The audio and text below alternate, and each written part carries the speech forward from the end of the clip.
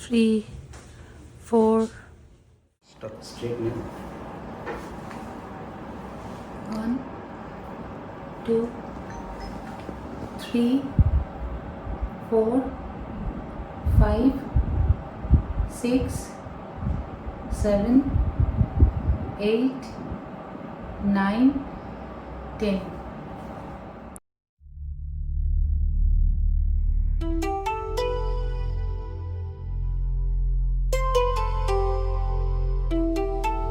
যত রিল্যাক্স থাকবে তত ভেতরটা রিল্যাক্স থাকবে।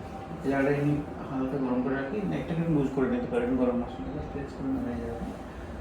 একটা সেট 15 মিনিট স্ট্রেচিং, আবার একটা সেট স্ট্রেচিং, 3টা সেট নিয়ে তারপর খাবার খাবেন, তারপর কথা বলবেন। এই ভিতরে কিন্তু আপনি যখন স্টিম নেবেন, সেক নেবেন, প্রচুর মনে হবে গলাঝাড়ি এরকম আটকে গেছে, ছাড়বেন না। নর্মাল জল বোতল কাছে রাখবেন, জলটা ফোটাবেন, হালকা স্টিমটা নেবে। বাইরে বসে ড্রোনসগুলো হয়েছে, ড্রোনসগুলো জলটা ফোটাবেন, ডিরেক্টলি ফুটন্ত জলটা আছেন পেশেন্ট, নাম আমরা বলছি না।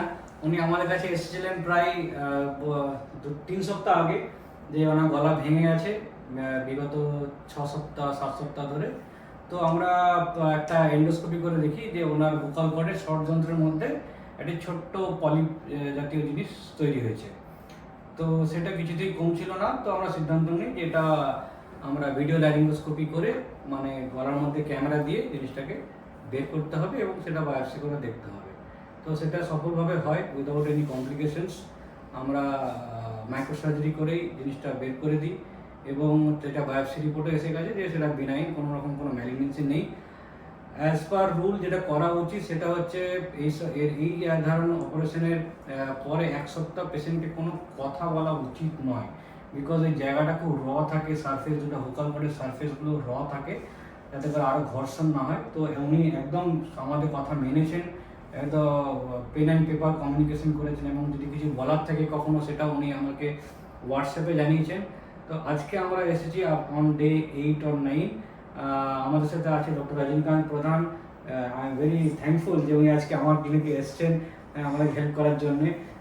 তো আমি সবসময় চেষ্টা করি যে পেশেন্টদেরকে কনভিন্স করার জন্য, যে এনকারেজ করি যে প্রথম যে কথা বলবেন উনি আফটার সার্জারি, সেটা যেন ওনার সামনে হয়।